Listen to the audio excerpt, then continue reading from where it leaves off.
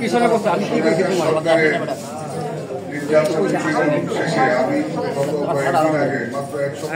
Sir একটু সামনের দিকে একটু স্যার কারাগার থেকে ভাই একটু সামনের দিকে একটু এখন আজকের এই সাংবাদিক সম্মেলনে অংশগ্রহণকারীদের সকলকে আমার সালাম। প্রিয় সাংবাদিক ভাই বোনেরা, আসসালামু আলাইকুম, নমস্কার।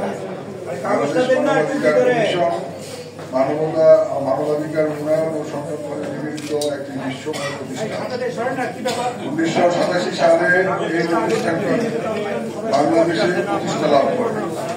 জাতিসংঘ মানবাধিকার কমিশন, বাংলাদেশ সরকার, যুক্তরাষ্ট্র সরকার সহ বিশ্বের বিভিন্ন আন্তর্জাতিক প্রতিষ্ঠান এবং জাতিসংঘ সহ আরো 5টি আন্তর্জাতিক সারা বিশ্বে এই প্রতিষ্ঠানটি সারা দেশে জাতীয় প্রতিষ্ঠান লক্ষ্যে নিয়ে গেছে। আহমেদ